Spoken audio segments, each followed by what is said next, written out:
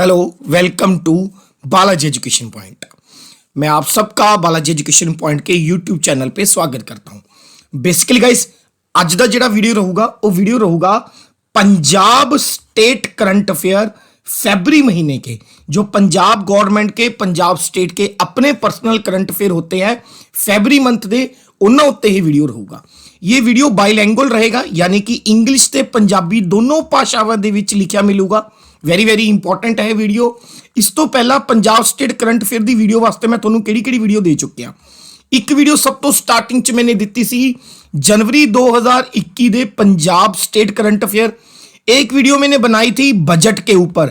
ये बजट था पंजाब गवर्नमेंट का बजट जो फेब मार्च के अंदर आता है, फेब के लास्ट वीक में और मार्च के अंदर आता है। तब ये वीडियो मैंने आपको एक दी थी, वेरी इंपॉर्टेंट। तो ये दो वीडियो मैं आपको दे चुका हूं जो पंजाब के पर्सनल करंट अफेयर के ऊपर है, जनवरी 2021 और बजट के ऊपर। दोनों वीडियो का जो लिंक है मैं डिस्क्रिप्शन बॉक्स में डाल दूंगा, तो आपको ये वीडियो भी देखनी है। अब ये तीसरी वीडियो है जो फरवरी के करंट अफेयर के ऊपर है, और ये फरवरी के करंट अफेयर का पार्ट 1 है। क्लियर? इसके बाद मैं इसका एक पार्ट 2 भी लेके आऊंगा।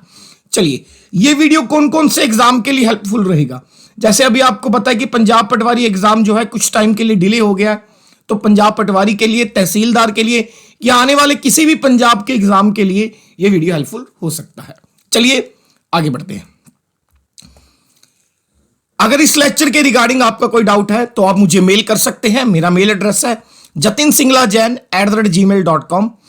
इस वीडियो का और मेरी जो अन्य वीडियो है उन सब का जो पीडीएफ है वो मैं अपने टेलीग्राम चैनल के ऊपर शेयर करूंगा। यहां पर आप देख सकते हैं, ये मेरा टेलीग्राम चैनल का लिंक है। अराउंड 9,000 से ज्यादा जो लोग हैं इस टेलीग्राम चैनल के अंदर ज्वाइन कर चुके हैं। इस चैनल के अंदर हम लोग ना सिर्फ अपनी वीडियोस के पीडीएफ, कुछ एक्स्ट्रा मॉक टेस्ट, असाइनमेंट, बहुत सारी चीजें जो है हम लोग पंजाब के बच्चों के लिए डालते रहते हैं। Hello, this lecture is presented by me, my name is Jatin Singla. चलिए लेते हैं आज की पहली न्यूज। पहली न्यूज जुड़ी हुई है जी आरबीआई ਦੇ ਨਾਲ। आरबीआई ਦੇ ਨਾਲ रिजर्व बैंक ऑफ इंडिया ਜਿਹਨੂੰ ਅਸੀਂ ਕਹਿੰਦੇ ਆ ਭਾਰਤ ਦਾ ਇਹ ਸੈਂਟਰਲ ਬੈਂਕ ਹੈ। ਸਾਰੇ ਡਿਸੀਜਨ ਜੋ ਹੈ ਬੈਂਕਿੰਗ ਸੈਕਟਰ ਦੇ ਨਾਲ ਜੁੜੇ ਹੋਏ ਲਗਭਗ ਆਰਬੀਆਈ ਹੀ ਲੈਂਦਾ ਹੈ। आरबीआई ने हाल ही ਦੇ ਵਿੱਚ ਇੱਕ ਕੈਂਪੇਨ ਚਲਾਇਆ ਹੈ। कैंपेन का नाम है that is your featuring virus. RBI ने रिसेंटली एक कैंपेन चलाया है फीचरिंग वायरस के नाम तो। इस कैंपेन ਦੇ ਵਿੱਚ ਉਹਨਾਂ ਨੇ ਇੱਕ ਪੰਜਾਬੀ ਸਿੰਗਰ ਤੇ ਰੈਪਰ ਹੈ ਜਿਹਦਾ ਨਾਮ ਹੈ ਵਾਇਰਸ। ਇਹਨਾਂ ਦੇ ਨਾਲ ਐਗਰੀਮੈਂਟ ਕੀਤਾ ਕਿ ਅਸੀਂ ਤੁਹਾਡਾ ਨਾਮ, ਤੁਹਾਡਾ ਫੇਸ ਤੇ ਤੁਹਾਡਾ ਫੇਮ ਇਸਤੇਮਾਲ ਕਰਾਂਗੇ ਤਾਂ ਕਿ ਅਸੀਂ ਪਬਲਿਕ ਯਾਨੀ ਕਿ ਲੋਕਾਂ ਨੂੰ ਅਵੇਅਰ ਕਰ ਸਕੀਏ ਕਿਹਦੇ ਬਾਰੇ, ਸਾਈਬਰ ਫਰਾਡ ਬਾਰੇ। ਸਾਈਬਰ ਫਰਾਡਸ ਕੀ ਹੁੰਦੇ ਨੇ ਜੀ? ਕਈ ਵਾਰ ਅਸੀਂ ਆਪਦੀ ਈਮੇਲ ਆਈਡੀ ਓਪਨ ਕਰਦੇ ਹਾਂ, ਉਹਦੇ ਵਿੱਚ ਲਿੰਕ ਆਉਂਦਾ ਜੀ, ਤੇ ਕਲਿੱਕ ਕਰੋ ਤੁਹਾਨੂੰ 1 ਕਰੋੜ ਰੁਪਇਆ ਮਿਲੇਗਾ ਐਕਸਟਰਾ। ਤੁਹਾਨੂੰ ਫੋਨਸ ਆਉਂਦੇ ਨੇ ਜੀ, ਤੁਹਾਡੀ ਲੋਟਰੀ ਨਿਕਲ ਗਈ, ਅਸੀਂ ਫਲਾਣੇ ਬੈਂਕ ਦੀ ਤਰਫ ਤੋਂ ਬੋਲ ਰਹੇ ਹਾਂ। ਜ਼ਿਆਦਾਤਰ ਐਸੇ ਕਾਲਸ ਜਿਹੜੀਆਂ ਨੇ ਜ਼ਿਆਦਾਤਰ ਸੰਡੇ ਨੂੰ ਹੀ ਆਉਂਦੇ ਨੇ ਤਾਂ ਕਿ ਤੁਸੀਂ ਆਪਦੇ ਬੈਂਕ ਨਾਲ ਕੰਟੈਕਟ ਨਾ ਕਰ ਸਕੋ। ਇਸ ਤਰੀਕੇ ਦੇ ਜਿਹੜੇ ਫਰਾਡ ਨੇ ਬਹੁਤ ਜ਼ਿਆਦਾ ਵੱਧ ਰਹੇ ਨੇ, ਤਾਂ ਇਹਨਾਂ ਨੂੰ ਕਰਬ ਕਰਨ ਵਾਸਤੇ, ਇਹਨਾਂ ਨੂੰ ਰੋਕਣ ਵਾਸਤੇ ਜਾਂ ਸਪਰੈਸ ਕਰਨ ਵਾਸਤੇ, ਦੱਬਣ ਵਾਸਤੇ ਆਰਬੀਆਈ ਨੇ ਇੱਕ ਪੰਜਾਬੀ ਸਿੰਗਰ ਰੈਪਰ ਹੈ ਵਾਇਰਸ ਦੇ ਨਾਲ ਐਗਰੀਮੈਂਟ ਕੀਤਾ ਕਿ ਉਹਨਾਂ ਦਾ ਨਾਮ, ਫੇਮ ਤੇ ਉਹਨਾਂ ਦਾ ਚਿਹਰਾ ਇਸਤੇਮਾਲ ਕੀਤਾ ਜਾਏਗਾ। ਤੇ ਕੈਂਪੇਨ ਦਾ ਨਾਮ ਕੀ ਹੈ? Featuring virus. ਕਲੀਅਰ ਹੋਗੀ ਗੱਲ ਕਿ ਨਹੀਂ ਹੋਗੀ? ਉਰੇ ਤੁਸੀਂ ਪੰਜਾਬੀ ਦੇ ਵਿੱਚ ਵੀ ਪੜ੍ਹ ਸਕਦੇ ਹੋ। ਆਰਬੀਆਈ ਨੇ ਪੰਜਾਬੀ ਗਾਇਕ ਰੈਪਰ ਵਾਇਰਸ ਦੇ ਨਾਲ ਇੱਕ ਐਗਰੀਮੈਂਟ ਕੀਤਾ ਹੈ ਤਾਂ ਕਿ ਉਹ ਜਨਤਕ ਜਾਗਰੂਕਤਾ ਮੁਹਿੰਮ ਨੂੰ ਚਲਾ ਸਕੇ ਲੋਕਾਂ ਨੂੰ ਸਾਈਬਰ ਧੋਖਾਧੜੀ ਤੋਂ ਬਚਾਉਣ ਵਾਸਤੇ। ਕਲੀਅਰ ਜੀ? ਨੈਕਸਟ, MCQ किस तरीके नाल बनेगा? ਇਹਦੇ ਵਿੱਚ MCQ इस तरीके नाल बनेगा द फीचरिंग वायरस, यानी कि वायरस मुहिम ਦੀ शुरुआत ਕਿਹੜੇ ਬੈਂਕ ਦੁਆਰਾ ਕੀਤੀ ਗਈ ਹੈ? ਇਹ ਕੀਤੀ ਗਈ ਹੈ ਜੀ ਆਰਬੀਆਈ ਦੁਆਰਾ। ਆਰਬੀਆਈ यानी कि रिजर्व बैंक ऑफ इंडिया। ਇਹਦੇ ਬਾਰੇ ਕੁਝ ਐਕਸਟਰਾ ਗੱਲਾਂ ਵੀ ਮੈਂ ਦੱਸੂਗਾ ਤੁਹਾਨੂੰ। ਨੈਕਸਟ ਦੇਖिए, ਆਰਬੀਆਈ ਨੇ ਆਲਰੇਡੀ ਇੱਕ ਕੈਂਪੇਨ ਚਲਾ ਰੱਖਿਆ ਹੈ ਲੋਕਾਂ ਨੂੰ ਅਲੱਗ-ਅਲੱਗ ਤਰੀਕੇ ਦੇ ਫਰਾਡ ਤੋਂ ਅਵੇਅਰ ਕਰਨ ਵਾਸਤੇ। उस कैंपेन का नाम है, बहुत बार तुसी टीवी एड च भी सुना होगा, आरबीआई कहता है जानकार बनिए और सतर्क रहिए। आरबीआई कहता है जानकार बनिए और सतर्क रहिए।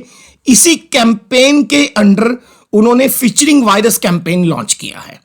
क्लियर होगी बात कि नहीं होगी? तो क्वेश्चन क्या बनेगा, हाल ही में आरबीआई ने केड़ा कैंपेन चलाया लोगों को साइबर फ्रॉड तो बचाने वास्ते? The featuring virus.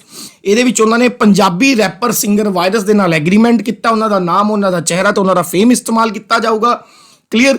ਤੇ ਜਿਹੜਾ ਫੀਚਰਿੰਗ ਵਾਇਰਸ ਕੈਂਪੇਨ ਹੈ ये आरबीआई ਦੇ ਆਲਰੇਡੀ ਚੱਲ ਰਹੇ ਕਿਹੜੇ कैंपेन ਦੇ अंडर चलाया गया है? दैट इज आरबीआई कहता है जानकार बनिए और सतर्क रहिए। एम आई क्लियर और नॉट? एक्स्ट्रा बातें जो आपको आरबीआई के ऊपर याद रखनी है गाइस। पहली कि आरबीआई ਦੇ इस समय एट प्रेजेंट गवर्नर कौन ने? तो आरबीआई ਦੇ इस समय गवर्नर ने शक्तिकांत दास। शक्तिकांत दास इस वक्त जब मैं वीडियो रिकॉर्ड कर रहे हैं आरबीआई के गवर्नर ने शक्तिकांत दास। हो सकता है गाइस तुहाडे कोल यह वीडियो महीना 2 महीने या 3 महीने बाद पहुंचे, तो मेरी सलाह यह है कि इसी वक्त वीडियो ਨੂੰ पॉज करके पहला क्रॉस चेक कर लो कि इस वक्त भी आरबीआई के गवर्नर शक्तिकांत दास ने। ठीक है जी, क्लियर। नेक्स्ट, आरबीआई के इस समय 3 डिप्टी गवर्नर ने। पहला डिप्टी गवर्नर है आरबीआई का M Rajeshwar Rao. M Rajeshwar Rao, M Rajeshwar Rao. Next, अगले डिप्टी गवर्नर ने M D Patra, M D Patra. Next deputy governor ने आरबीआई दे M K Jain, M K Jain. तो इस वक्त गवर्नर ने शक्तिकांत दास, डिप्टी गवर्नर ने M Rajeshwar Rao, M D Patra, M K Jain. एक फोर्थ आरबीआई दे डिप्टी गवर्नर सी, उन्होंने कुछ टाइम पहला ਜਿਹੜਾ कि ਉਹਨਾਂ ਦਾ ਟੈਨਿਊਰ ਖਤਮ ਹੋ ਗਿਆ ਹੈ, यानी कि एक डिप्टी गवर्नर ਦੀ पोस्ट खाली है। क्लियर है? ਤੁਸੀਂ ਮੈਨੂੰ ਦੱਸਣਾ ਕਮੈਂਟ ਬਾਕਸ ਦੇ ਵਿੱਚ ਕਿ ਆਰਬੀਆਈ ਦੇ ਕਿਹੜੇ ਡਿਪਟੀ ਗਵਰਨਰ ਨੇ ਰੀਸੈਂਟਲੀ ਜਿਹੜਾ ਆ ਉਹਨਾਂ ਦਾ ਟੈਨਿਊਰ ਖਤਮ ਹੋ ਗਿਆ ਸੀ ਤਾਂ ਉਹਨਾਂ ਨੇ ਰਿਜ਼ਾਈਨ ਕੀਤਾ ਆਪਣੀ ਪੋਸਟ ਤੋਂ। ਉਹਨਾਂ ਦਾ ਨਾਮ ਮੈਨੂੰ ਕਮੈਂਟ ਬਾਕਸ ਦੇ ਵਿੱਚ ਤੁਸੀਂ ਦੱਸਣਾ ਹੈ। ਕਲੀਅਰ ਹੋ ਗਈ? ਆਰਬੀਆਈ ਦਾ ਜਿਹੜਾ ਐਂਬਲਮ ਹੈ, ਚਿੰਨ੍ਹ ਜਿਹਨੂੰ ਆਪਾਂ ਕਹਿੰਦੇ ਆ ਐਂਬਲਮ ਹੈ ਗਾਈਸ, ਉਹ ਹੈਗਾ tiger under the palm tree. Google करके देखो tiger under the palm tree. Palm हुंदा खजूर दा पेड़, tiger under the palm tree. खजूर दे पेड़ के थल्ले खड़िया एक tiger, tiger under the palm tree. ये भी पूछ लेते हैं। आरबीआई के जो पहले गवर्नर थे, ऑब्वियसली आरबीआई जो था देश की आज़ादी से पहले बना था, तो एक अंग्रेज आरबीआई का पहला गवर्नर होगा, तो वो थे ऑसबॉर्न स्मिथ। आरबीआई के पहले गवर्नर थे ऑसबॉर्न स्मिथ, ये भी याद रखना है। और अगर पूछा जाए आरबीआई के पहले इंडियन गवर्नर कौन थे, तो आरबीआई के पहले इंडियन गवर्नर थे सीडी देशमुख, सीडी देशमुख। ये भी याद रखिएगा। क्लियर है? चलिए, एक क्वेश्चन तो मैंने आपको ये डिप्टी गवर्नर के ऊपर दे दिया। एक क्वेश्चन आपको मैं और देता हूं, आप ढूंढिएगा कि कोई फीमेल आज तक आरबीआई के इतिहास में कोई महिला, कोई फीमेल, कोई औरत सब तो वड्डी केड़ी पोजीशन तक पहुंची है? कि कोई फीमेल आरबीआई दी गवर्नर तक भी पहुंची है, या कोई फीमेल सब तो वड्डी पोस्ट या डेप्यूटी गवर्नर तक गई है? ये आपको मुझे बताना है कमेंट बॉक्स के अंदर। चलिए आगे बढ़ते हैं। नेक्स्ट, इसके ऊपर आपको डबल स्टार लगाना है, very very important. Punjab state cabinet ने रिसेंटली अप्रूव किया है mission Lal Lakir in all villages. Clear? Question पूछा गया है कि कौन सी स्टेट की कैबिनेट ने हाल ही में मिशन लाल लकीर अपने सारे विलेजेस के लिए अप्रूव किया है। मिशन लाल लकीर हुंदा की है वो भी आप डिस्कस करांगे। मिशन लाल लकीर जिहड़ा स्टेट गवर्नमेंट पंजाब के द्वारा लॉन्च किया गया तो सेंटर की किहड़ी स्कीम के अंडर लॉन्च किया गया वो भी डिस्कस करांगे। पहला क्वेश्चन देखते हैं, which state cabinet approve mission Lal Lakir in all villages? Obviously ये लॉन्च किया है जी पंजाब गवर्नमेंट ने मिशन लाल लकीर आपके सारे पिंडों के अंदर। हुण असीं देखांगे कि मिशन लाल लकीर है कि। सब तो पहली गल तो ये याद रखना कि मिशन लाल लकीर जिहड़ा है लैंड यानी कि जमीन के नाल जुड़िया हुआ है। किस तरीके की जमीन के नाल जुड़िया हुआ है? ये जुड़िया हुआ है नॉन एग्रीकल्चरल, यानी कि जिहड़ी गैर खेतीबाड़ी जमीन है, पिंड की आबादी की जमीन है, जिते वसो रहिंदी है, हैबिटेटेड जमीन है, उहदे वास्ते ये स्कीम लॉन्च की गई है, एग्रीकल्चर जमीन वास्ते नहीं। ठीक है जी। पहली गल कहंदा जी की फायदा है मिशन लाल लकीर का? People who have been using village land for a long time will be given land rights and also power to monetize the property rights under the mission लाल लकीर। कहते ਜਿਹੜੇ ਪਿੰਡ ਦੇ ਲੋਕ ਨੇ ਕਾਫੀ ਲੰਬੇ ਟਾਈਮ ਤੋਂ ਵਿਲੇਜ ਯਾਨੀ ਕਿ ਪਿੰਡ ਦੀ ਜ਼ਮੀਨ ਦਾ ਇਸਤੇਮਾਲ ਕਰ ਰਹੇ ਨੇ, ਠੀਕ ਹੈ, ਉਹਨਾਂ ਨੂੰ ਪਰਮਾਨੈਂਟ ਪਿੰਡ ਦੀ ਜ਼ਮੀਨ ਦਾ ਅਧਿਕਾਰ ਦੇ ਦਿੱਤਾ ਜਾਊਗਾ, ਚਾਹੇ ਉਹਨਾਂ ਕੋਲੇ ਕੋਈ ਪ੍ਰਾਪਰਟੀ ਦੇ ਕਾਗਜ਼ਾਤ ਹੈਗੇ ਨੇ ਜਾਂ ਨਹੀਂ ਹੈਗੇ। ਕਲੀਅਰ ਹੈ? ਹੁਣ ਇਹਦਾ ਫਾਇਦਾ ਕੀ ਹੋਊਗਾ? ਜਦ ਉਹਨਾਂ ਕੋਲੇ ਪ੍ਰਾਪਰਟੀ ਦੇ ਪਰਮਾਨੈਂਟ ਜਿਹੜੇ ਨੇ ਰਾਈਟਸ ਆ ਜਾਣਗੇ, ਹੁਣ ਉਹ ਇਸ ਪ੍ਰਾਪਰਟੀ ਦੇ ਉੱਤੇ ਲੋਨ ਲੈ ਸਕਣਗੇ। ठीक है जी, कोई छोटा मोटा लोन लैके अपना बिजनेस वगैरह शुरू कर सकणगे। कहने का भाव की है कि जो परमानेंट जमीन के कागजात उन्होंने नाम हो गए तो उन्होंने वो मनी दे विच यानी कि मोनेटाइज करवा सकणगे, मनी दे विच कन्वर्ट कर सकणगे, बैंक कोल जाके लोन लै लैन, ਉਹਦੇ ਕਾਗਜ਼ ਗਿਰਵੀ ਰੱਖ ਕੇ ਉਹਦੇ ਪੈਸੇ ਦਾ ਇਸਤੇਮਾਲ ਆਪਦੀ ਲਾਈਫ ਨੂੰ ਬਿਹਤਰ ਕਰਨ ਵਾਸਤੇ ਕਰ ਲੈਣ, ਕਿਸੇ ਵੀ ਤਰੀਕੇ ਦਾ ਇਸਤੇਮਾਲ ਕੀਤਾ ਜਾ ਸਕਦਾ ਹੈ ਮਿਸ਼ਨ ਲਾਲ ਲਕੀਰ ਦੇ ਅੰਡਰ। ਤਾਂ ਕਹਿਣ ਦਾ ਭਾਵ ਕੀ ਹੈ ਗਾਈਜ਼, ਦੋ ਚੀਜ਼ਾਂ ਯਾਦ ਰੱਖਣੀਆਂ ਨੇ ਕਿ ਪਹਿਲਾ ਕਿਹੜੀ ਸਟੇਟ ਕੈਬਨਿਟ ਨੇ ਮਿਸ਼ਨ ਲਾਲ ਲਕੀਰ ਆਪਦੇ ਸਾਰੇ ਪਿੰਡਾਂ ਦੇ ਵਿੱਚ ਲਾਂਚ ਕੀਤਾ ਹੈ, ਤਾਂ ਕੀਤਾ ਹੈ ਪੰਜਾਬ ਨੇ। ਦੂਸਰਾ, ਇਹ ਪ੍ਰਾਪਰਟੀ ਦੇ ਨਾਲ ਯਾਨੀ ਕਿ ਲੈਂਡ ਦੇ ਨਾਲ ਜੁੜਿਆ ਹੋਇਆ ਮਿਸ਼ਨ ਹੈ। ਤੇ ਇਹਦੇ ਵਿੱਚ ਕਿਸ ਤਰੀਕੇ ਦੀ ਜ਼ਮੀਨ ਦੀ ਗੱਲ ਹੁੰਦੀ ਹੈ? ਇਹਦੇ ਵਿੱਚ ਗੱਲ ਹੁੰਦੀ ਹੈ ਉਹ ਜ਼ਮੀਨ ਦੀ ਜਿਹੜੀ ਨਾਨ ਐਗਰੀਕਲਚਰਲ ਜ਼ਮੀਨ ਹੈ, ਗੈਰ ਖੇਤੀਬਾੜੀ ਜ਼ਮੀਨ ਹੈ, ਆਬਾਦੀ ਦੀ, ਪਿੰਡ ਦੀ ਆਬਾਦੀ ਦੀ ਜ਼ਮੀਨ ਹੈ, ਪਿੰਡ ਦੀ ਹੈਬਿਟੇਸ਼ਨ ਦੀ ਜ਼ਮੀਨ ਹੈ, ਉਹਦੇ ਰਾਈਟਸ ਦੇਣ ਦੀ ਗੱਲ ਕੀਤੀ ਗਈ ਹੈ ਤਾਂ ਕਿ ਲੋਕਾਂ ਨੂੰ ਉਹਦੇ ਰਾਈਟਸ ਮਿਲ ਸਕਣ ਤੇ ਉਹਨਾਂ ਨੂੰ ਪ੍ਰਾਪਰਟੀ ਨੂੰ ਮੋਨੇਟਾਈਜ਼ ਕੀਤਾ ਜਾ ਸਕੇ, ਮਨੀ ਦੇ ਵਿੱਚ ਕਨਵਰਟ ਕੀਤਾ ਜਾ ਸਕੇ। ਹੁਣ ਮੇਰੀ ਗੱਲ ਧਿਆਨ ਨਾਲ ਸੁਣਿਓ। ਨੈਕਸਟ ਹੁਣ ਆਪਾਂ ਦੇਖਾਂਗੇ ਕਿ ਜਿਹੜਾ ਮਿਸ਼ਨ ਲਾਲ ਲਕੀਰ ਹੈ ਇਹ ਸੈਂਟਰ ਗਵਰਨਮੈਂਟ ਦੀ ਕਿਹੜੀ ਯੋਜਨਾ ਜਾਂ ਸਕੀਮ ਦੇ ਅੰਡਰ ਆਉਂਦਾ ਹੈ। ਕਲੀਅਰ ਹੈ? ਸੈਂਟਰ ਗਵਰਨਮੈਂਟ ਦੀ ਇੱਕ ਯੋਜਨਾ ਹੈ, ਯੋਜਨਾ ਦਾ ਨਾਮ ਹੈ ਸਵਾਮਿਤਵ ਯੋਜਨਾ, ਦੈਟ ਇਜ਼ ਯੋਰ ਸਵਾਮਿਤਵ ਯੋਜਨਾ। ਤਾਂ ਸਭ ਤੋਂ ਪਹਿਲਾਂ ਸੈਂਟਰ ਗਵਰਨਮੈਂਟ ਨੇ ਯੋਜਨਾ ਚਲਾਈ ਜਿਹਦਾ ਨਾਮ ਹੈ ਸਵਾਮਿਤਵ ਯੋਜਨਾ। ਇਸ ਯੋਜਨਾ ਦੇ ਅੰਡਰ ਪੰਜਾਬ ਸਟੇਟ ਗਵਰਨਮੈਂਟ ਨੇ ਆਪਦੀ ਯੋਜਨਾ ਚਲਾਈ, ਦੈਟ ਇਜ਼ ਮਿਸ਼ਨ ਲਾਲ ਲਕੀਰ। ਇਹ ਕੁਐਸਚਨ ਵੀ ਯਾਦ ਰੱਖਣਾ ਹੈ, ਇੰਪੋਰਟੈਂਟ ਹੈ ਤੇ ਪੁੱਛਿਆ ਜਾ ਸਕਦਾ ਹੈ। ਹੁਣ ਸਵਾਮਿਤਵ ਜਿਹੜੀ ਯੋਜਨਾ ਹੈ ਇਹਦੀ ਐਬਰੀਵੇਸ਼ਨ ਬਹੁਤ ਵਾਰ ਪੁੱਛੀ ਜਾ ਚੁੱਕੀ ਹੈ, ਯਾਦ ਰੱਖਣਾ। ਐਬਰੀਵੇਸ਼ਨ ਹੈ ਜੀ survey of villages and mapping with improved technology in villages area, ਜਾਂ ਸਰਲ ਭਾਸ਼ਾ ਦੇ ਵਿੱਚ ਕਹੀਏ ਪਿੰਡਾਂ ਦਾ ਸਰਵੇਖਣ ਅਤੇ ਪਿੰਡਾਂ ਦੇ ਖੇਤਰਾਂ ਵਿੱਚ ਤੰਦਰੁਸਤ ਟੈਕਨੋਲੋਜੀ ਨਾਲ ਮੈਪਿੰਗ ਕਰਨਾ। ਇਹ ਗੱਲ ਯਾਦ ਰੱਖਿਓ। ਕਲੀਅਰ ਹੈ? ਸਵਾਮਿਤਵ ਯੋਜਨਾ ਜਿਹੜੀ ਹਾਲੇ ਤੱਕ 6 ਸਟੇਟਸ ਦੇ ਵਿੱਚ ਲਾਂਚ ਹੋ ਚੁੱਕੀ ਹੈ, ਜਿਹਦੇ ਵਿੱਚੋਂ ਪੰਜਾਬ ਇੱਕ ਹੈ। ਇਹ ਗੱਲ ਵੀ ਯਾਦ ਰੱਖਣਾ, ਠੀਕ ਹੈ। ਸਵਾਮਿਤਵ ਯੋਜਨਾ ਨੂੰ ਪੰਚਾਇਤੀ ਰਾਜ ਦਿਵਸ ਦੇ ਦਿਨ ਲਾਂਚ ਕੀਤਾ ਗਿਆ ਸੀ, ਪੰਚਾਇਤੀ ਰਾਜ ਦਿਵਸ ਦੇ ਦਿਨ ਲਾਂਚ ਕੀਤਾ ਗਿਆ ਸੀ। ਹੁਣੀ ਹਾਲ ਹੀ ਦੇ ਵਿੱਚ ਪੰਚਾਇਤੀ ਰਾਜ ਦਿਵਸ ਨਿਕਲ ਕੇ ਗਿਆ ਜਾਂ ਪੰਚਾਇਤੀ ਡੇ ਨਿਕਲ ਕੇ ਗਿਆ। ਤੁਸੀਂ ਮੈਨੂੰ ਦੱਸਣਾ ਹੈ ਕਿ ਅਸੀਂ ਇੰਡੀਆ ਦੇ ਵਿੱਚ ਨੈਸ਼ਨਲ ਪੰਚਾਇਤ ਡੇ ਯਾਨੀ ਕਿ ਰਾਸ਼ਟਰੀ ਪੰਚਾਇਤ ਦਿਵਸ ਕਦ ਸੈਲੀਬ੍ਰੇਟ ਕਰਦੇ ਆ? ਕਮੈਂਟ ਬਾਕਸ ਦੇ ਵਿੱਚ ਲਿਖ ਕੇ ਦੱਸਿਓ। ਤੇ ਭਾਰਤ ਦੀ ਪਹਿਲੀ ਪੰਚਾਇਤ ਕਿੱਥੇ ਬਣੀ ਸੀ? ਜੇ ਦੱਸ ਸਕਦੇ ਹੋ ਤਾਂ ਇਹ ਵੀ ਦੱਸਿਓ ਕਮੈਂਟ ਬਾਕਸ ਦੇ ਵਿੱਚ। ਕਲੀਅਰ ਹੈ ਜੀ? ਚਲਿਏ, ਥੋੜਾ ਜਿਹਾ ਲੌਂਗ ਜ਼ਰੂਰ ਹੈ ਪ੍ਰੋਸੈਸ, ਮੈਂ ਦੁਬਾਰਾ ਯਾਦ ਕਰਵਾ ਦੇਣਾ ਕਿ ਪੰਜਾਬ ਕੈਬਨਿਟ ਨੇ ਅਪਰੂਵ ਕੀਤਾ ਹੈ ਮਿਸ਼ਨ ਲਾਲ ਲਕੀਰ। ਇਸ ਮਿਸ਼ਨ ਲਾਲ ਲਕੀਰ ਦੇ ਤਹਿਤ ਜਿਹੜੀ ਨਾਨ ਐਗਰੀਕਲਚਰ ਲੈਂਡ ਆ ਉਹ ਜਿਹੜੀ ਪਿੰਡ ਦੀ ਵਿਲੇਜ ਦੀ ਆਬਾਦੀ ਦੀ ਜ਼ਮੀਨ ਆ ਉਹ ਲੋਕਾਂ ਨੂੰ ਉਹਦੇ ਪ੍ਰਾਪਰਟੀ ਰਾਈਟਸ ਦਿੱਤੇ ਜਾਣਗੇ ਤੇ ਉਹਨੂੰ ਮੋਨੇਟਾਈਜ਼ਡ ਕੀਤਾ ਜਾ ਸਕੂਗਾ। ਤੇ ਜਿਹੜਾ ਮਿਸ਼ਨ ਲਾਲ ਲਕੀਰ ਹੈ ਉਹ ਸੈਂਟਰ ਦੀ ਸਵਾਮਿਤਵ ਯੋਜਨਾ ਦੇ ਅੰਡਰ ਕੰਮ ਕਰੇਗਾ। ਬਸ ਇਹ ਗੱਲ ਯਾਦ ਰੱਖ ਲੈਣਾ। ਕਲੀਅਰ ਹੈ ਜੀ? ਨੈਕਸਟ ਅੱਗੇ बढ़ते हैं। ਨੈਕਸਟ ਹੈ ਜੀ ਪਗੜੀ ਸੰਭਾਲ ਮੂਵਮੈਂਟ। ਸੁਪਰ ਇੰਪੋਰਟੈਂਟ ਹੈ ਇਹ, ਵੈਰੀ ਵੈਰੀ ਇੰਪੋਰਟੈਂਟ ਹੈ ਪਗੜੀ ਸੰਭਾਲ ਮੂਵਮੈਂਟ। ਸਭ ਤੋਂ ਪਹਿਲਾਂ ਤਾਂ ਸਾਨੂੰ ਪਗੜੀ ਸੰਭਾਲ ਮੂਵਮੈਂਟ ਸਮਝਣ ਵਾਸਤੇ ਅਜੀਤ ਸਿੰਘ ਬਾਰੇ ਪਤਾ ਹੋਣਾ ਜ਼ਰੂਰੀ ਹੈ। ਅਜੀਤ ਸਿੰਘ ਜੀ ਕੌਣ ਨੇ? ਜ਼ਿਆਦਾਤਰ ਲੋਕ ਇਹਨਾਂ ਨੂੰ ਭਗਤ ਸਿੰਘ ਦੇ ਅੰਕਲ ਯਾਨੀ ਕਿ ਚਾਚਾ ਜੀ ਦੇ ਤੌਰ ਤੇ ਜਾਣਦੇ ਨੇ। ਅਜੀਤ ਸਿੰਘ ਦਾ ਜਿਹੜਾ ਜਨਮ ਸੀ 23 ਫੈਬ 1881 ਨੂੰ ਹੋਇਆ ਸੀ। ਪਹਿਲੀ ਗੱਲ ਤਾਂ ਯਾਦ ਰੱਖਿਓ। ਕਲੀਅਰ ਹੈ? ਤੇ ਅਜੀਤ ਸਿੰਘ ਜੀ ਦੁਆਰਾ ਆਜ਼ਾਦੀ ਤੋਂ ਪਹਿਲਾਂ 1907 ਦੇ ਵਿੱਚ ਇੱਕ ਮੂਵਮੈਂਟ ਚਲਾਈ ਗਈ ਸੀ। ਉਸ ਮੂਵਮੈਂਟ ਦਾ ਨਾਮ ਸੀ ਪਗੜੀ ਸੰਭਾਲ ਮੂਵਮੈਂਟ ਯਾਨੀ ਕਿ ਪਗੜੀ ਸੰਭਾਲ ਅੰਦੋਲਨ। ਮੈਨੇ ਕੀ ਸਮਝਾਇਆ ਕਿ ਇੱਕ ਬਹੁਤ ਬੜੇ ਸਾਡੇ ਫਰੀडम ਫਾਈਟਰ ਹੋਏ ਨੇ ਭਗਤ ਸਿੰਘ ਦੇ ਚਾਚਾ ਜੀ, that is your Ajit Singh. ਤਾਂ ਅਜੀਤ ਸਿੰਘ ਜੀ ਦੇ ਦੁਆਰਾ 1907 ਦੇ ਵਿੱਚ ਆਜ਼ਾਦੀ ਤੋਂ ਪਹਿਲਾਂ ਇੱਕ ਮੂਵਮੈਂਟ ਚਲਾਈ ਗਈ ਸੀ। ਮੂਵਮੈਂਟ ਦਾ ਨਾਮ ਸੀ ਪਗੜੀ ਸੰਭਾਲ ਮੂਵਮੈਂਟ ਯਾਨੀ ਕਿ ਪਗੜੀ ਸੰਭਾਲ ਯੋਜਨਾ ਜਾਂ ਪਗੜੀ ਸੰਭਾਲ ਅੰਦੋਲਨ, ਜੋ ਵੀ ਤੁਸੀਂ ਕਹਿਣਾ ਚਾਹੁੰਦੇ ਹੋ। ਇਹ ਅੰਦੋਲਨ 1907 ਦੇ ਵਿੱਚ ਉਸ ਸਮੇਂ ਜਿਹੜੀ ਬਰਤਾਨੀਆ ਸਰਕਾਰ ਸੀ, ਉਸ ਸਮੇਂ ਜਿਹੜੀ ਬ੍ਰਿਟੇਨ ਗਵਰਨਮੈਂਟ ਸੀ, ਉਹਨਾਂ ਖਿਲਾਫ ਚਲਾਈ ਗਈ ਸੀ। ਕਿਉਂ ਚਲਾਈ ਗਈ ਸੀ? ਦੇਖੋ, ਪਗੜੀ ਸੰਭਾਲ ਜੱਟਾ ਜਿਹੜੀ ਇੱਕ ਮੂਵਮੈਂਟ ਸੀ, ਇੱਕ ਸਕਸੈਸਫੁਲ ਫਾਰਮ ਮੂਵਮੈਂਟ ਸੀ ਯਾਨੀ ਕਿ ਖੇਤੀ ਨਾਲ ਜੁੜਿਆ ਹੋਇਆ ਇੱਕ ਅੰਦੋਲਨ ਸੀ ਜਿਨੇ ਕਿ ਬ੍ਰਿਟਿਸ਼ ਗਵਰਨਮੈਂਟ ਨੂੰ ਫੋਰਸ ਕੀਤਾ ਸੀ ਕਿ ਉਹ ਆਪਦੇ ਜਿਹੜੇ 3 ਖੇਤੀ ਨਾਲ ਜੁੜੇ ਹੋਏ ਕਾਨੂੰਨ ਨੇ ਉਹਨਾਂ ਨੂੰ ਵਾਪਿਸ ਲੈ ਲੇ। ਕਲੀਅਰ ਹੈ?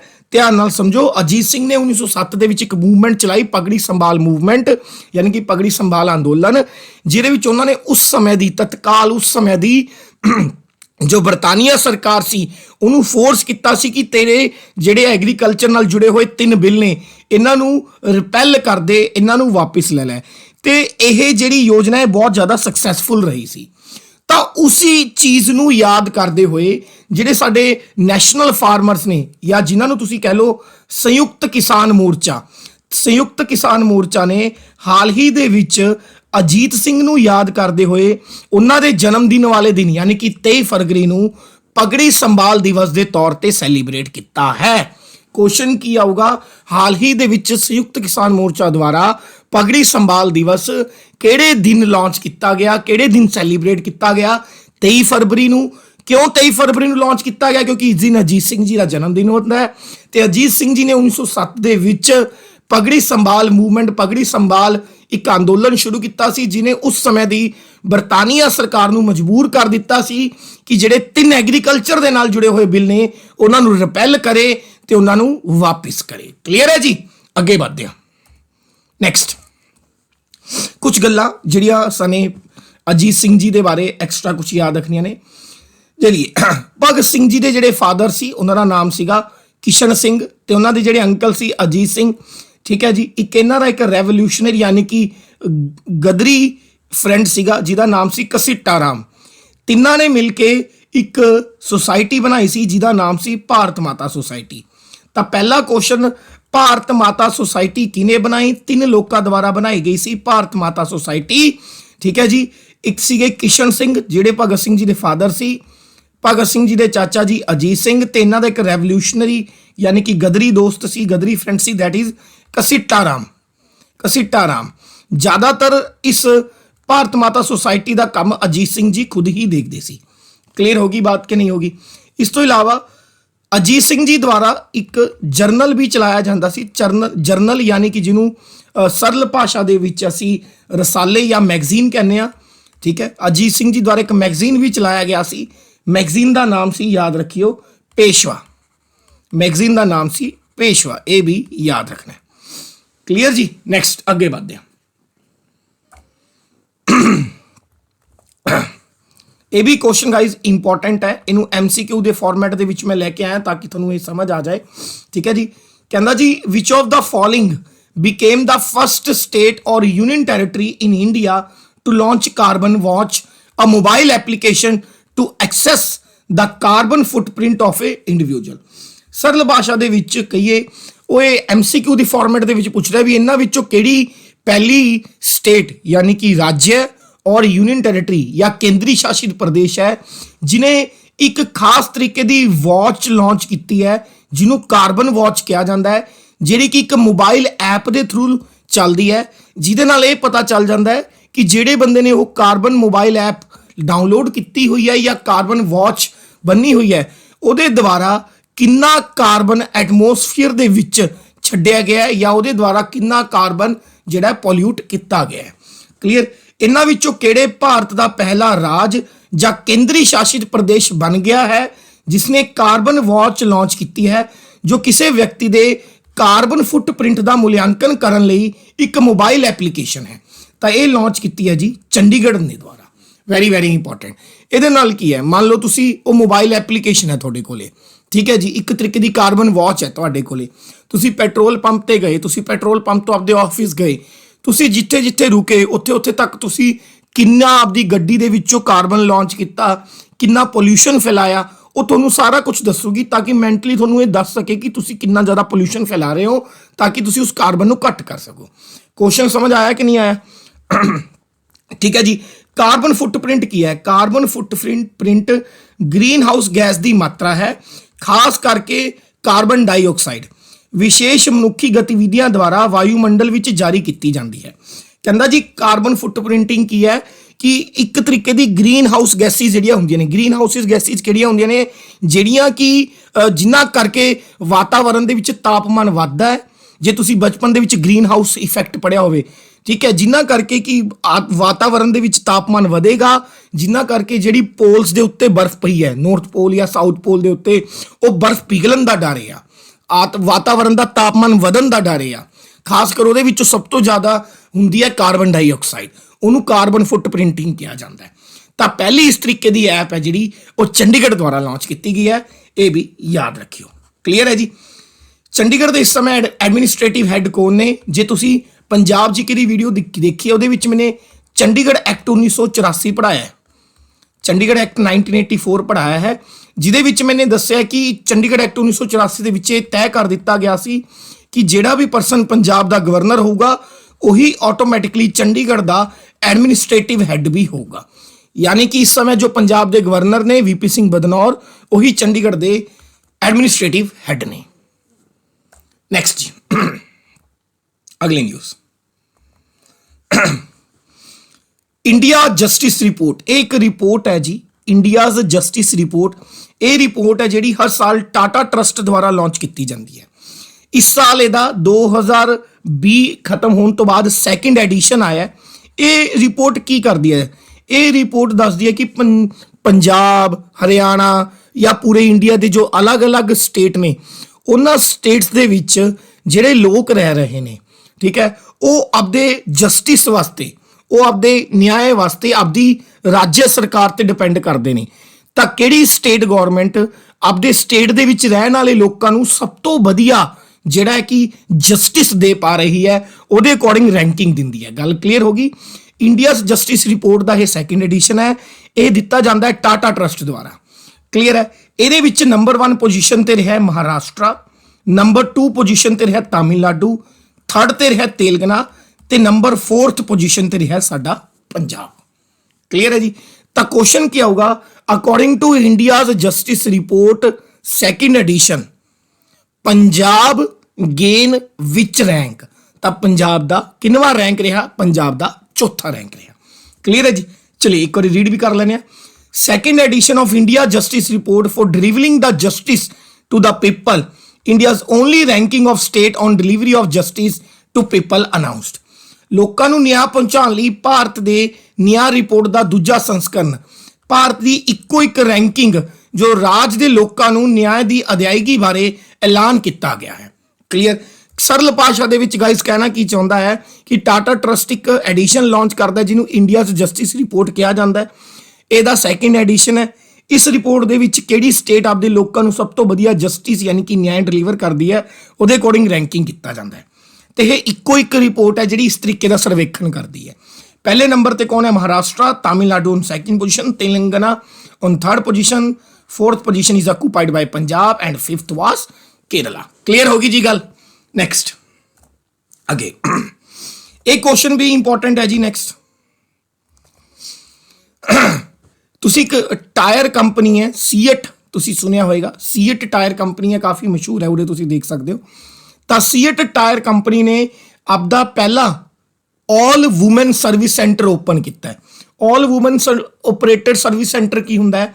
यानी कि उहदे विच जिन्ने भी कस्टमर्स नूं देखण वास्ते इंप्लॉयज़ होणगे, सर्विस देने वाले जिन्ने भी इंप्लॉयज़ होणगे उस सेंटर दे विच वो सारी दी सारी की होणगियां? वूमेन्स होणगियां। यह ओपन किया गया सीएट द्वारा बठिंडे दे विच। इंपॉर्टेंट क्वेश्चन है। किस तरीके का क्वेश्चन बनूगा? All women operated customer service centre opened by the CEAT in which district of Punjab. ठीक है जी। सीएट वालों खोले गए ऑल वूमेन ऑपरेशनल ग्राहक सेवा केंद्र पंजाब के किहड़े जिले विच है? तो जी ये किहड़े जिले विच है? ये है जी बठिंडे दे विच। ये भी गल तुसी याद रखनी है। नेक्स्ट अगे बढ़ते हैं। आईपीएल यानी कि इंडियन प्रीमियर लीग, जिन्हों इंडियन पैसा लीग भी कह दिता जाता है, इंडियन प्रीमियर लीग 2021 हुण चल रही है जी। ठीक है।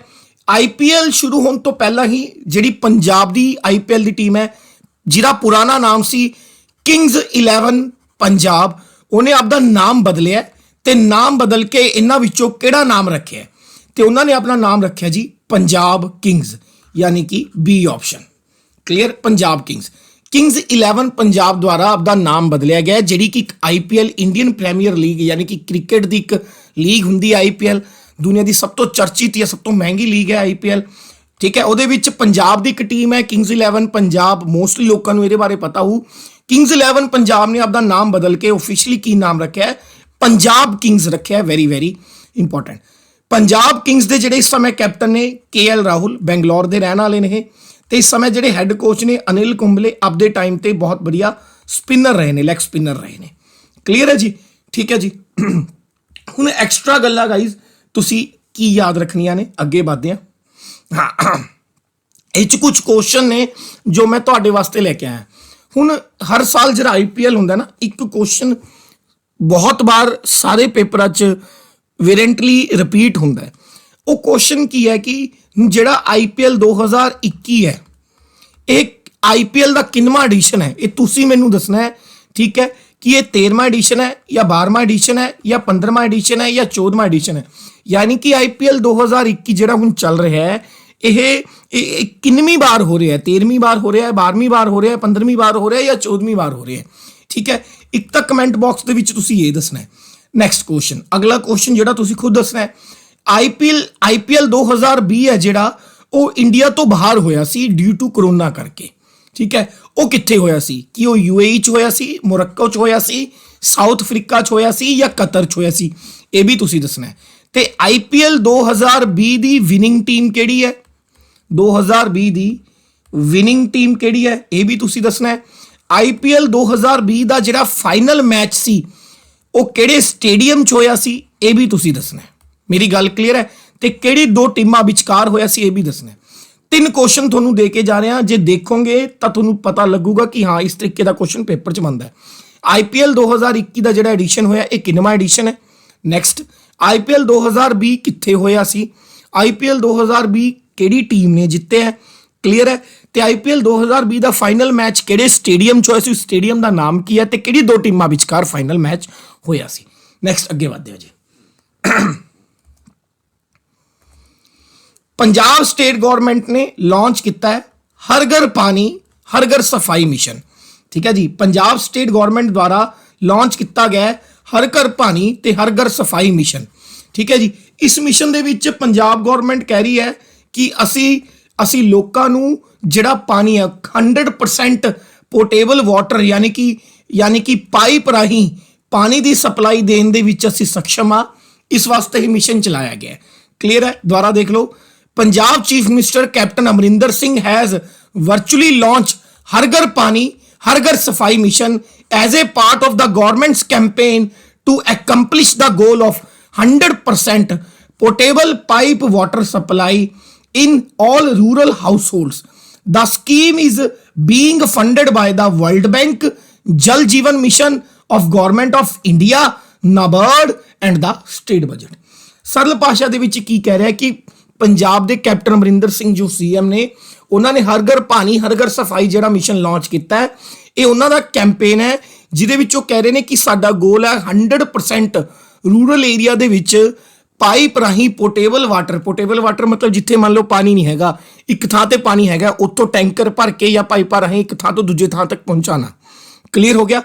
ਇਸ ਮਿਸ਼ਨ ਨੂੰ ਜਿਹੜਾ ਫੰਡ ਕੀਤਾ ਹੈ ਉਹ ਕਿਹਨੇ ਕੀਤਾ ਹੈ? ਸਭ ਤੋਂ ਪਹਿਲਾਂ ਮਿਸ਼ਨ ਫੰਡ ਕੀਤਾ ਗਿਆ ਹੈ ਵਰਲਡ ਬੈਂਕ ਦੁਆਰਾ, ਵਿਸ਼ਵ ਬੈਂਕ ਦੁਆਰਾ, ਜਿਹਦਾ ਹੈੱਡਕੁਆਟਰ ਤੁਹਾਨੂੰ USA 'ਚ ਮਿਲੇਗਾ।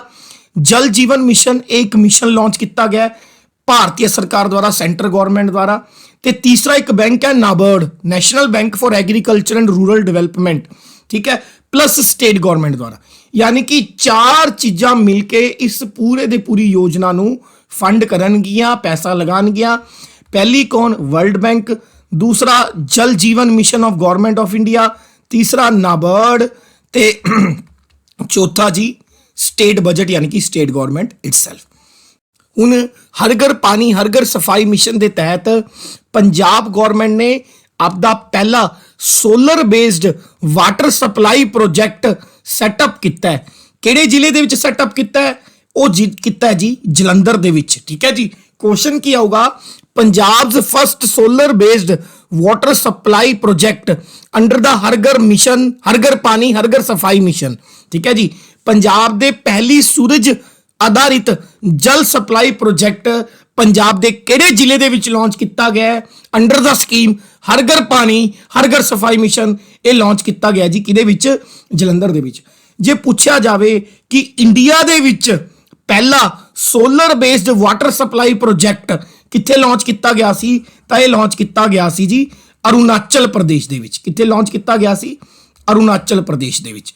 ਪੰਜਾਬ ਦੇ ਵਿੱਚ ਪਹਿਲੀ ਵਾਰ ਲਾਂਚ ਕੀਤਾ ਗਿਆ solar based water supply project Jalandhar ਦੇ ਵਿੱਚ। ਇੰਡੀਆ ਦੇ ਵਿੱਚ ਸਭ ਤੋਂ ਪਹਿਲੀ ਵਾਰ ਲਾਂਚ ਕੀਤਾ ਗਿਆ ਸੀ ਅਰੁਣਾਚਲ ਪ੍ਰਦੇਸ਼ ਦੇ ਵਿੱਚ। ਪੰਜਾਬ ਦੇ ਵਿੱਚ ਜਿਹੜਾ ਇਹ ਪਹਿਲਾ solar based water supply project ਹੈ, ਇਹ ਹਰ ਘਰ ਪਾਣੀ ਹਰ ਘਰ ਸਫਾਈ ਮਿਸ਼ਨ ਦੇ ਅੰਡਰ ਲਾਂਚ ਕੀਤਾ ਗਿਆ ਹੈ। ਨੈਕਸਟ ਅਗਲਾ ਜੀ, ਵਿਚ ਸਟੇਟ ਗਵਰਨਮੈਂਟ ਹੈਜ਼ ਲਾਂਚ ਦਾ ਹਰ ਘਰ ਪਾਣੀ ਹਰ ਘਰ ਸਫਾਈ ਮਿਸ਼ਨ ਤਾਂ ਇਹ ਲਾਂਚ ਕੀਤਾ ਗਿਆ ਜੀ, ਹੁਣੀ ਆਪਾਂ ਡਿਸਕਸ ਕੀਤਾ ਪੰਜਾਬ ਗਵਰਨਮੈਂਟ ਦੁਆਰਾ। ਨੈਕਸਟ ਹੈ ਜੀ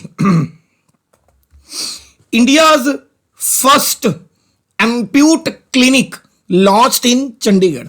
ਸਭ ਤੋਂ ਪਹਿਲਾਂ ਤਾਂ ਜੀ ਇਹ ਸਮਝਣਾ ਜ਼ਰੂਰੀ ਹੈ ਕਿ ਐਮਪਿਊਟ ਹੁੰਦਾ ਕੀ ਹੈ। ਐਮਪਿਊਟ ਨੂੰ ਜੇ ਤੁਸੀਂ ਨਾਰਮਲ ਸਰਚ ਕਰੋ ਤਾਂ ਐਮਪਿਊਟ ਦਾ ਮਤਲਬ ਹੁੰਦਾ ਅਪੰਗ। ਜਦ ਤੁਹਾਡੇ ਸਰੀਰ ਦਾ ਕੋਈ ਹਿੱਸਾ ਸਰਜਰੀ ਕਰਕੇ ਕੱਢ ਦਿੱਤਾ ਜਾਵੇ ਜਾਂ ਕੱਟ ਦਿੱਤਾ ਜਾਵੇ ਉਹਨੂੰ ਐਮਪਿਊਟ ਕਹਿੰਦੇ ਨੇ।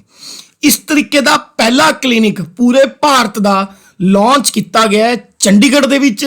ਚੰਡੀਗੜ੍ਹ ਦੇ ਵਿੱਚ ਕਿੱਥੇ ਲਾਂਚ ਕੀਤਾ ਗਿਆ ਹੈ? ਬਾਏ ਦਾ ਪੀਜੀਆਈ, ਠੀਕ ਹੈ ਜੀ, post graduate institute of medical education and research, ਯਾਨੀ ਕਿ ਜਿਹਨੂੰ ਅਸੀਂ ਪੀਜੀਆਈ ਹਸਪੀਟਲ ਬੋਲਦੇ ਹਾਂ। ਤਾਂ ਚੰਡੀਗੜ੍ਹ ਦੇ ਪੀਜੀਆਈ ਹਸਪੀਟਲ ਦੁਆਰਾ ਭਾਰਤ ਦਾ ਪਹਿਲਾ ਐਮਪਿਊਟ ਯਾਨੀ ਕਿ ਅਪੰਗ ਲੋਕਾਂ ਦਾ ਕਲੀਨਿਕ ਲਾਂਚ ਕੀਤਾ ਗਿਆ।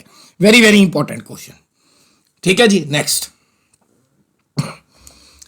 ਇਹ ਐਮਸੀਕਿਊ ਦੀ ਫਾਰਮ ਦੇ ਵਿੱਚ ਹੈ, ਪੰਜਾਬ ਪਲੱਸ ਇੰਡੀਆ ਦੀ ਜੀਕੇ ਨੂੰ ਮਿਕਸ ਕਰਕੇ ਬਣਾਇਆ ਇਹ ਕੁਐਸਚਨ। ਕੁਐਸਚਨ ਕੀ ਹੈ? ਕਹਿੰਦਾ ਜੀ ਫਾਰਮਰ ਗਵਰਨਰ ਰਹਿ ਚੁੱਕੇ ਨੇ ਬਿਹਾਰ ਦੇ ਤੇ ਝਾਰਖੰਡ ਦੇ। ਤੋਂ ਇਸ ਤੋਂ ਇਲਾਵਾ ਇਹਨਾਂ ਨੇ chief justice of Punjab and Haryana high court ਦੇ ਤੌਰ ਤੇ ਵੀ ਕੰਮ ਕੀਤਾ ਹੈ ਤੇ ਇਹਨਾਂ ਦੀ ਰੀਸੈਂਟਲੀ ਪਾਸਡ ਅਵੇ ਯਾਨੀ ਕਿ ਮੌਤ ਹੋ ਗਈ ਹੈ। ਤੁਸੀਂ ਉਸ ਪਰਸਨ ਦਾ ਨਾਮ ਦੱਸਣਾ ਹੈ ਜਿਹੜੇ ਕਿ ਬਿਹਾਰ ਤੇ ਝਾਰਖੰਡ ਦੇ ਗਵਰਨਰ ਵੀ ਰਹਿ ਚੁੱਕੇ ਨੇ ਤੇ ਇਸ ਤੋਂ ਇਲਾਵਾ ਉਹਨਾਂ ਨੇ ਮੁੱਖ ਨਿਆਧੀਸ਼ chief justice of Punjab and Haryana high court ਦੇ ਤੌਰ ਤੇ ਵੀ ਕੰਮ ਕੀਤਾ ਹੈ ਤੇ ਰੀਸੈਂਟਲੀ ਇਹਨਾਂ ਦੀ ਮੌਤ ਹੋਈ ਹੈ।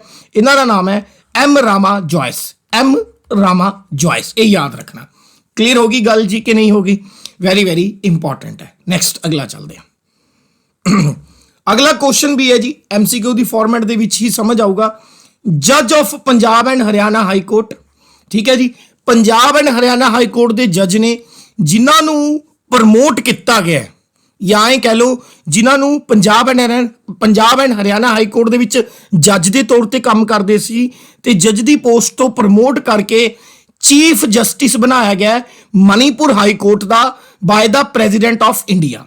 ਉਸ ਪਰਸਨ ਦਾ ਨਾਮ ਦੱਸੋ ਜਿਹੜਾ ਪਹਿਲਾਂ ਕਿ Punjab and Haryana high court ਦੇ ਵਿੱਚ ਜੱਜ ਦੇ ਤੌਰ ਤੇ ਕੰਮ ਕਰਦਾ ਸੀ, ਉਹਨੂੰ ਪ੍ਰਮੋਟ ਕਰਕੇ ਭਾਰਤ ਦੇ ਰਾਸ਼ਟਰਪਤੀ ਦੁਆਰਾ ਮਣੀਪੁਰ ਹਾਈ ਕੋਰਟ ਦਾ ਚੀਫ ਜਸਟਿਸ ਯਾਨੀ ਕਿ ਮੁੱਖ ਨਿਆਧੀਸ਼ ਬਣਾਇਆ ਗਿਆ ਹੈ। ਠੀਕ ਹੈ ਜੀ, ਉਹਨਾਂ ਦਾ ਨਾਮ ਹੈ ਜਸਟਿਸ ਪੋਲੀਗੁਰੂ ਵੈਂਕਟਾ ਸੰਜੇ ਕੁਮਾਰ। ਇਹਨਾਂ ਨੂੰ ਜਸਟਿਸ ਪੀਵੀ ਸੰਜੇ ਕੁਮਾਰ ਕਿਹਾ ਜਾਂਦਾ ਹੈ, ਜਸਟਿਸ ਪੀਵੀ ਸੰਜੇ ਕੁਮਾਰ। ਠੀਕ ਹੈ ਜੀ, ਮਣੀਪੁਰ ਹਾਈ ਕੋਰਟ ਦੇ ਚੀਫ ਜਸਟਿਸ ਬਣਨ ਤੋਂ ਪਹਿਲਾਂ ਇਹ Punjab and Haryana high court ਦੇ ਵਿੱਚ ਇੱਕ ਜੱਜ ਦੇ ਤੌਰ ਤੇ ਕੰਮ ਕਰਦੇ ਸੀ ਤੇ ਇਹਨਾਂ ਨੂੰ ਅਪਾਇੰਟ ਕੀਤਾ ਗਿਆ ਦੇਸ਼ ਦੇ ਪ੍ਰੈਜ਼ੀਡੈਂਟ ਦੁਆਰਾ। ਕਲੀਅਰ ਹੈ, ਕਿਉਂਕਿ ਜੱਜਿਸ ਦੀ ਜਿਹੜੀ ਅਪਾਇੰਟਮੈਂਟ ਹੁੰਦੀ ਹੈ ਉਹ ਜ਼ਿਆਦਾਤਰ ਪ੍ਰੈਜ਼ੀਡੈਂਟ ਦੁਆਰਾ ਹੀ ਕੀਤੀ ਜਾਂਦੀ ਹੈ। ਠੀਕ ਹੈ ਜੀ, ਚਲੋ ਤੁਸੀਂ ਹੁਣ ਮੈਨੂੰ ਭਾਰਤੀ ਸੰਵਿਧਾਨ ਦਾ ਕਨਸਟੀਟਿਊਸ਼ਨ ਦਾ ਇੱਕ ਆਰਟੀਕਲ ਦੱਸਣਾ ਹੈ। ਠੀਕ ਹੈ, ਕਿ ਉਸ ਆਰਟੀਕਲ ਦਾ ਨਾਮ ਦੱਸੋ ਜਿਹਦੇ ਤਹਿਤ ਪ੍ਰੈਜ਼ੀਡੈਂਟ ਆਫ ਇੰਡੀਆ ਦੇਸ਼ ਦਾ ਜਿਹੜਾ ਰਾਸ਼ਟਰਪਤੀ ਹੈ governor of state the appointment ਕਰਦਾ ਹੈ। ਕਿਹੜੇ ਅਨੁਛੇਦ ਯਾਨੀ ਕਿ ਆਰਟੀਕਲ ਦੇ ਤਹਿਤ, ਇੰਡੀਅਨ ਕਨਸਟੀਟਿਊਸ਼ਨ ਦੇ ਆਰਟੀਕਲ ਦੇ ਤਹਿਤ ਦੇਸ਼ ਦਾ ਰਾਸ਼ਟਰਪਤੀ ਗਵਰਨਮੈਂਟ ਸਟੇਟ ਦੇ ਗਵਰਨਰ ਦੀ ਨਿਯੁਕਤੀ ਕਰਦਾ ਹੈ। Under the which article the president of India appoints the governor of the state. Clear है जी, याद रखिए इस आर्टिकल को। नेक्स्ट देखते हैं जी। नेक्स्ट भी है जो MCQ की फॉर्मेट दे विच है, ਇਹਦੇ ਵਿੱਚ ਪੁੱਛਿਆ ਗਿਆ in which district of Punjab first central water treatment plant start. देखिए कहता जी पंजाब के किहड़े ਜ਼ਿਲ੍ਹੇ ਦੇ ਵਿੱਚ पहला central water treatment plant launch किया गया। पहली गल तो उरे सेंट्रल का मतलब किते भी ये नहीं भी केंद्र सरकार द्वारा लॉन्च किया गया। सेंट्रल का मतलब की है, आ फोटो देखो, ये पिक दो विच क्लीयर होगा। सेंटर दे विच आ बहुत वड्डे वड्डे टैंक बनाए गए ने। इन्हां टैंक दे विच की हुंदा है, डर्टी वाटर, गंदा पानी हुंदा है। इस पानी नूं अलग अलग कैमिकल्स दे राहीं, अलग अलग मैकेनिकल प्रक्रियावां दे द्वारा इनू शुद्ध किया जाता है, साफ किया जाता है। लगभग इस वेस्ट वाटर दे विचों 30 ਤੋਂ 40% ਪੀਣ ਯੋਗ ਪਾਣੀ ਬਾਹਰ ਕੱਢ ਲਿੱਤਾ ਜਾਂਦਾ ਹੈ ਤੇ ਉਹਨੂੰ ਪਾਈਪਸ ਰਾਹੀਂ ਅਲੱਗ-ਅਲੱਗ ਦਿਸ਼ਾਵਾਂ ਦੇ ਵਿੱਚ, ਅਲੱਗ-ਅਲੱਗ ਪਿੰਡਾਂ ਦੇ ਵਿੱਚ, ਅਲੱਗ-ਅਲੱਗ ਸ਼ਹਿਰਾਂ ਦੇ ਵਿੱਚ ਜਿੱਥੇ ਵੀ ਇਸਤੇਮਾਲ ਕਰਨਾ ਹੁੰਦਾ ਹੈ ਉਹਨੂੰ ਭੇਜ ਦਿੱਤਾ ਜਾਂਦਾ ਹੈ। ਕਲੀਅਰ। ਸੈਂਟਰ ਦੇ ਵਿੱਚੋਂ ਉਹ ਟੈਂਕ ਹੁੰਦਾ ਹੈ ਜਿਹਨੂੰ ਟ੍ਰੀਟ ਕਰਨਾ, ਇਸ ਲਈ ਇਹਨੂੰ ਸੈਂਟਰਲ ਟ੍ਰੀਟਮੈਂਟ ਪਲਾਂਟ ਬੋਲਦੇ ਨੇ। ਇਹਦਾ ਕਿਤੇ ਵੀ ਮਤਲਬ ਸੈਂਟਰ ਗਵਰਨਮੈਂਟ ਦੇ ਨਾਲ ਨਹੀਂ ਹੈਗਾ। ਕਲੀਅਰ ਹੈ। ਤਾਂ ਇਸ ਤਰੀਕੇ ਦਾ ਜਿਹੜਾ ਪਹਿਲਾ ਪੰਜਾਬ ਦਾ first central water treatment plant ਹੈ ਜੀ, ਇਹ ਲਾਂਚ ਕੀਤਾ ਗਿਆ ਕਿਹਦੇ ਜ਼ਿਲ੍ਹੇ ਦੇ ਵਿੱਚ? ਇਹ ਲਾਂਚ ਕੀਤਾ ਗਿਆ ਮੋਗੇ ਦੇ ਵਿੱਚ। ਕਲੀਅਰ ਜੀ, ਇਹ ਲਾਂਚ ਕੀਤਾ ਗਿਆ ਕਿੱਥੇ? ਮੋਗਾ ਦੇ ਵਿੱਚ। ਨੈਕਸਟ ਅੱਗੇ, centralized water treatment approach implies treating a large amount of water at large rates in a central location and distributing that water via the networks of the pipeline channels and intermediate reservoirs। ਇਹਦੇ ਵਿੱਚੋਂ ਕਹਿ ਰਿਹਾ ਹੈ ਕਿ ਕੇਂਦਰੀਕ੍ਰਿਤ ਪਾਣੀ ਦੇ ਇਲਾਜ ਦੀ ਪਹੁੰਚ ਦਾ ਮਤਲਬ ਹੈ ਕਿ ਵੱਡੀ ਮਾਤਰਾ ਵਿੱਚ ਪਾਣੀ ਦਾ ਇਲਾਜ ਇੱਕ ਕੇਂਦਰੀ ਸਥਾਨ ਵਿੱਚ ਵੱਡੀਆਂ ਦਰਾਂ ਤੇ ਕਰਨਾ ਅਤੇ ਪਾਈਪਲਾਈਨ ਅਤੇ ਚੈਨਲਾਂ ਅਤੇ ਇੰਟਰਮੀਡੀਏਟ ਜਲ ਭੰਡਾਰਾਂ ਦੇ ਨੈਟਵਰਕ ਰਾਹੀਂ ਉਸ ਪਾਣੀ ਨੂੰ ਅਲੱਗ-ਅਲੱਗ ਦਿਸ਼ਾਵਾਂ ਦੇ ਵਿੱਚ ਵੰਡਣਾ। ਬੇਸਿਕਲੀ ਸੈਂਟਰ ਦੇ ਵਿੱਚ ਬਹੁਤ ਵੱਡੇ ਟੈਂਕ ਬਣਾ ਕੇ ਉਹ 'ਚ ਪਾਣੀ ਸਟੋਰ ਕੀਤਾ ਜਾਂਦਾ, ਜਿਹੜਾ ਡਰਟੀ ਵਾਟਰ ਹੈ ਅਲੱਗ-ਅਲੱਗ ਪ੍ਰਕਿਰਿਆਵਾਂ ਦੇ ਦੁਆਰਾ, ਕੈਮੀਕਲਸ ਦੇ ਦੁਆਰਾ, ਮਕੈਨੀਕਲ ਪ੍ਰਕਿਰਿਆਵਾਂ ਦੇ ਦੁਆਰਾ ਉਹਨੂੰ ਟਰੀਟ ਕਰਕੇ, ਠੀਕ ਹੈ, ਉਹ ਤੋਂ ਸ਼ੁੱਧ ਵਾਟਰ ਕੱਢਿਆ ਜਾਊਗਾ ਤੇ ਫਿਰ ਉਹਨੂੰ ਅਲੱਗ-ਅਲੱਗ ਪਾਈਪ ਜਾਂ ਚੈਨਲਸ ਦੇ ਦੁਆਰਾ ਅਲੱਗ-ਅਲੱਗ ਦਿਸ਼ਾਵਾਂ ਦੇ ਵਿੱਚ ਡਿਸਟ੍ਰੀਬਿਊਟ ਕਰ ਦਿੱਤਾ ਜਾਊਗਾ। ਇਸ ਤਰੀਕੇ ਦਾ ਜਿਹੜਾ ਪਹਿਲਾ central treatment water supply project ਹੈ ਉਹ ਪੰਜਾਬ ਦੇ ਮੋਗੇ ਦੇ ਵਿੱਚ ਲਾਂਚ ਕੀਤਾ ਗਿਆ, ਪੰਜਾਬ ਦਾ। ਨੈਕਸਟ ਅਗਲਾ ਜੀ, ਨੈਕਸਟ ਲੈਣੇ ਆ ਜੀ, ਇਹ ਵੀ MCQ ਦੀ ਫਾਰਮੈਟ ਦਾ ਹੈ।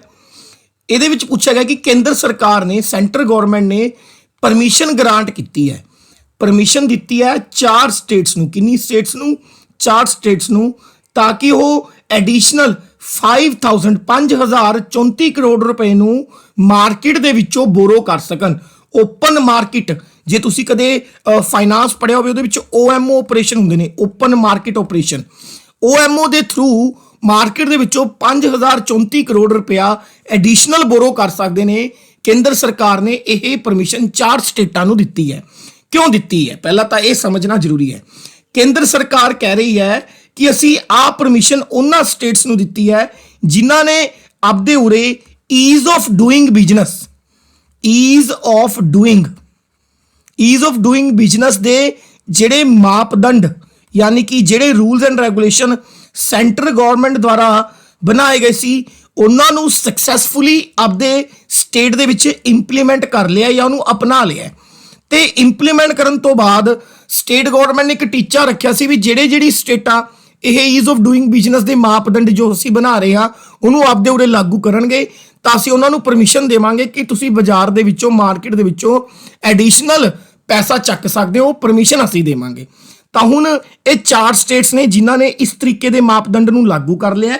ਤੇ ਹੁਣ ਕਿਹੜੀਆਂ 4 ਸਟੇਟਸ ਨੇ ਜਿਨ੍ਹਾਂ ਨੂੰ ਐਡੀਸ਼ਨਲ 5034 ਕਰੋੜ ਆਫ ਰੁਪੀਸ ਨੂੰ ਬੋਰੋ ਕਰਨ ਦੀ ਪਰਮਿਸ਼ਨ ਮਿਲ ਗਈ ਹੈ? ਇਹ ਨੇ ਜੀ ਅਸਾਮ, ਹਰਿਆਣਾ, ਹਿਮਾਚਲ ਪ੍ਰਦੇਸ਼ ਐਂਡ ਪੰਜਾਬ। ਇਹ ਯਾਦ ਰੱਖਿਓ, ਯਾਨੀ ਕਿ ਅਸਾਮ, ਹਰਿਆਣਾ ਤੇ ਹਿਮਾਚਲ ਪ੍ਰਦੇਸ਼ ਨੇ recently ease of doing business ਦੇ ਮਾਪਦੰਡ ਨੂੰ ਆਪਦੀ ਸਟੇਟ ਦੇ ਵਿੱਚ ਇੰਪਲੀਮੈਂਟ ਕਰਨ ਤੋਂ ਬਾਅਦ ਕੇਂਦਰ ਸਰਕਾਰ ਦੇ 5034 ਕਰੋੜ ਰੁਪਏ ਦੇ ਟੀਚੇ ਨੂੰ ਐਕਸਟਰਾ ਹਾਸਿਲ ਕਰਨ ਦੇ ਵਿੱਚ ਕਾਮਯਾਬ ਰਹੇ ਨੇ।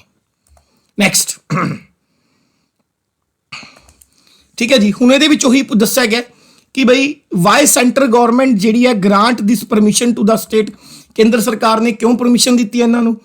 ਕਹਿੰਦਾ ਜੀ ਦਾ finance ministry said these states have undertake ease of doing business reforms stipulated by the Department of Expenditure and have become eligible to mobilize the additional financial resource। ਬੱਲੇ ਬੱਲੇ ਬੱਲੇ, ਠੀਕ ਹੈ ਜੀ। ਇਹਦੇ ਵਿੱਚ ਕੀ ਕਹਿ ਰਿਹਾ ਕਿ ਜਿਹੜੀ ਫਾਈਨਾਂਸ ਮਿਨਿਸਟਰੀ ਆ ਉਹ ਕਹਿ ਰਹੀ ਹੈ ਕਿ ਇੱਕ ਡਿਪਾਰਟਮੈਂਟ ਹੈ, ਡਿਪਾਰਟਮੈਂਟ ਦਾ ਨਾਮ ਹੈ ਡਿਪਾਰਟਮੈਂਟ ਆਫ ਐਕਸਪੈਂਡੀਚਰ, ਠੀਕ ਹੈ ਜੀ। ਇਹਨੇ ਕੁਝ ਨਿਯਮ ਬਣਾਏ ਸੀ। ਕਿਹੜੇ ਨਿਯਮ ਬਣਾਏ ਸੀ? ਇਹਨੇ ਬਣਾਏ ਸੀ ਨਿਯਮ ease of doing business reform ਦੇ। ਉਹਨਾਂ ਨਿਯਮਾਂ ਨੂੰ ਜਿਹੜੀ ਸਟੇਟ ਆਪਦੇ ਅੰਦਰ ਲਾਗੂ ਕਰ ਲੂਗੀ, ਅਸੀਂ ਉਹਨਾਂ ਨੂੰ ਐਡੀਸ਼ਨਲ ਪੈਸਾ ਮਾਰਕੀਟ ਚੋਂ ਬੋਰੋ ਕਰਨ ਦੀ ਪਰਮਿਸ਼ਨ ਦੇ ਦਾਂਗੇ। ਤਾਂ ਇਹਨਾਂ 4 ਰਾਜਾਂ ਨੇ, ਕਿਹੜੇ 4 ਰਾਜਾਂ ਨੇ? ਅਸਾਮ, ਹਰਿਆਣਾ, ਹਿਮਾਚਲ ਪ੍ਰਦੇਸ਼ ਤੇ ਪੰਜਾਬ ਨੇ ਉਹ ਰਿਫਾਰਮ ਆਪਦੇ ਅੰਦਰ ਲਾਗੂ ਕਰ ਲਏ ਨੇ, ਠੀਕ ਹੈ ਜੀ। ਇਸ ਲਈ ਉਹਨਾਂ ਨੂੰ ਐਕਸਟਰਾ ਪਰਮਿਸ਼ਨ ਦਿੱਤੀ ਜਾ ਰਹੀ ਹੈ। ਕਲੀਅਰ? ਠੀਕ ਹੈ ਜੀ। ਆਈ ਹੋਪ ਤੁਹਾਨੂੰ ਇਹ ਵੀਡੀਓ ਪਸੰਦ ਆਏਗਾ।